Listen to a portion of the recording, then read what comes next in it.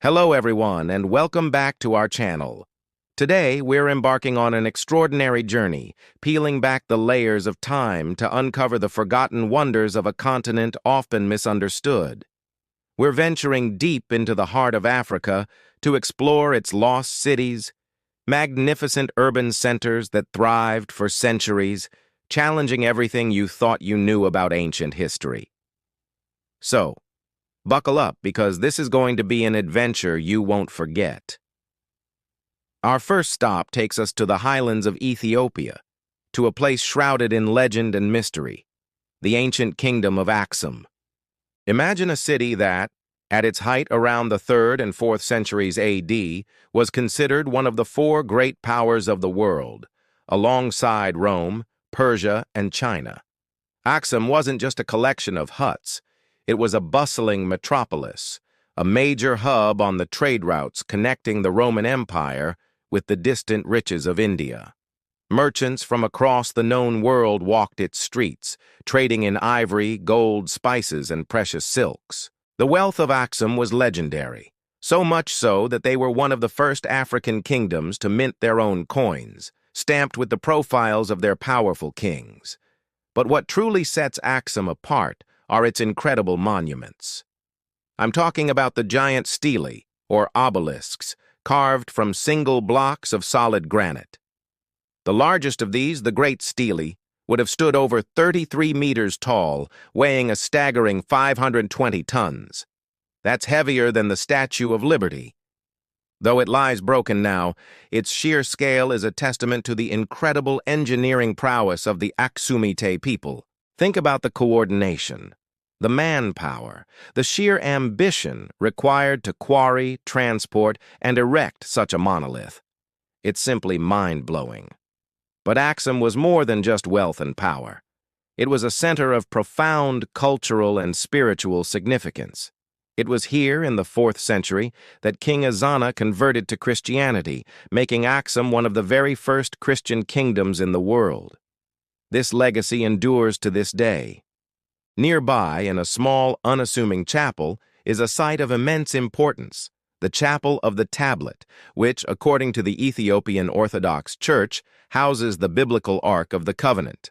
While no one is allowed to see it, the belief itself speaks volumes about the deep spiritual roots of this ancient city. So why did this mighty empire fade? A combination of factors, including environmental degradation, shifting trade routes, and the rise of rival powers, led to its gradual decline. By the 7th century, Aksum's golden age was over. Its influence waned, and the city slowly receded into the annals of history, leaving behind its towering stelae as silent sentinels of a glorious past. Now let's travel south, across savannas and grasslands, to a place whose name whispers of grandeur and mystery, Great Zimbabwe.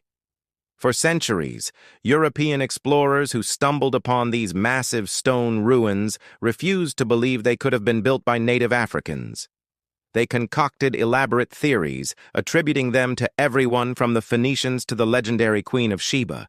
The truth, however, is far more impressive. Great Zimbabwe was the capital of a vast and powerful indigenous empire that flourished from the 11th to the 15th centuries.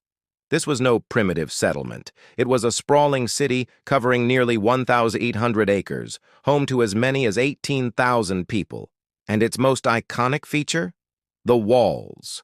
Miles and miles of walls, built with a technique called dry stone walling. This means not a single drop of mortar was used. Each granite block was expertly shaped and fitted together so perfectly that many of these structures have stood for nearly 1,000 years. The most famous of these is the Great Enclosure, with its massive circular wall, over 11 meters high in some places. Walking alongside it, you can't help but feel a sense of awe. Inside these walls lived the ruling elite, the kings and queens who controlled a vast trade network. Gold was the engine of their economy. The hills around Great Zimbabwe were rich with it, and the kingdom became the primary supplier of gold to the Swahili coast, from where it was shipped to Arabia, India, and even as far as China. Archaeologists have unearthed Chinese porcelain, Persian pottery, and Arabian glass within the city walls, painting a picture of a sophisticated, cosmopolitan society deeply connected to the wider world.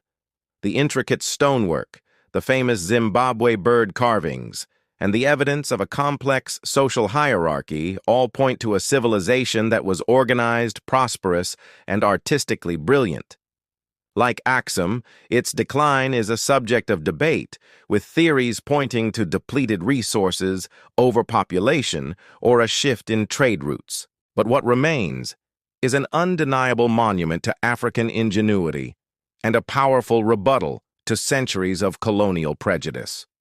Our journey continues, but this time we head west, into the vast expanse of the Sahara Desert. It seems like an impossible place for a city to thrive, but here, in what is now Mauritania, lay the legendary city of Kumbi Saleh. Believed by many scholars to be the capital of the Ghana Empire, one of the wealthiest empires in history, Kumbi Saleh was a vital oasis on the trans-Saharan trade route. From around the 9th to the 13th centuries, this was the place where two precious commodities met, salt from the north and gold from the south. Imagine caravans of thousands of camels, laden with giant slabs of salt, arriving from the desert mines. They would meet traders from the south, carrying sacks of gold dust panned from the rivers of West Africa.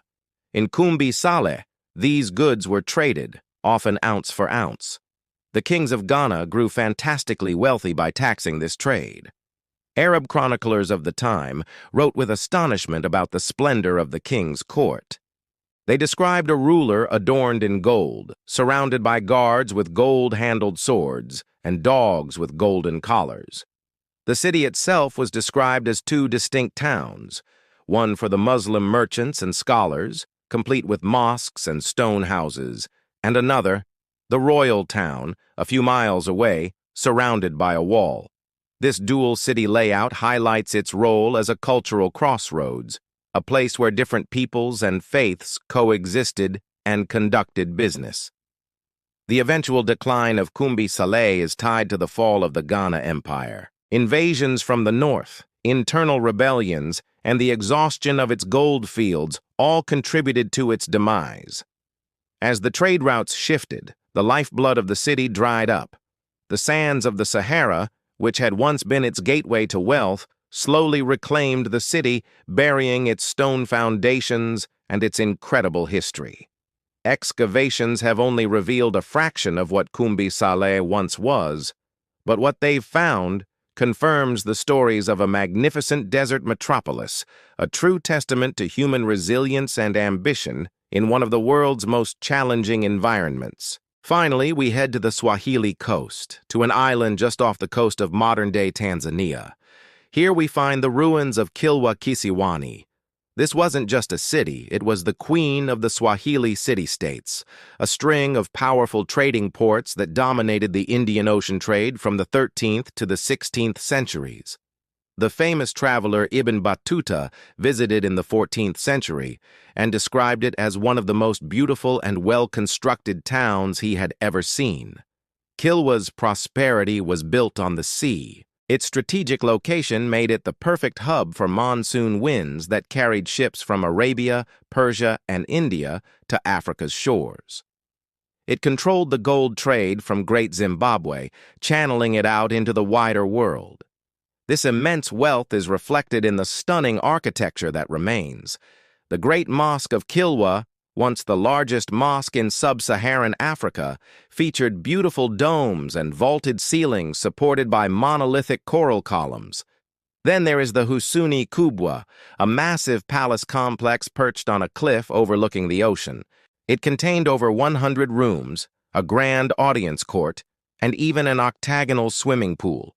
This was a place of unbelievable luxury, built from coral stone and lime mortar, designed to impress visitors and project the power of Kilwa's sultans. Kilwa's society was a unique blend of African, Arab, Persian, and Indian influences, creating a vibrant cosmopolitan culture that is reflected in the Swahili language and traditions today. The city's golden age came to an abrupt end with the arrival of the Portuguese at the beginning of the 16th century. Seeking to control the lucrative Indian Ocean trade for themselves, they attacked and looted the city, shattering its power. Kilwa never fully recovered.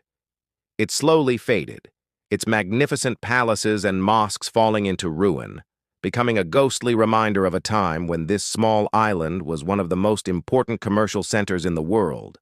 From the Christian highlands of Ethiopia to the golden plains of Zimbabwe, from the desert sands of Mauritania to the coral shores of Tanzania, these lost cities tell a powerful story. They are not just ruins, they are symbols of innovation, ambition, and global connection. They challenge us to look at Africa's past not as a void, but as a rich tapestry of great civilizations and remarkable achievements. They remind us that history is full of forgotten chapters, just waiting to be rediscovered. Thank you so much for joining us on this incredible journey through time. What do you think is the most fascinating part about these lost cities? Let us know in the comments below. If you enjoyed this video and want to explore more hidden histories with us, please give it a thumbs up, and don't forget to subscribe and hit that notification bell so you never miss an adventure. Until next time, stay curious.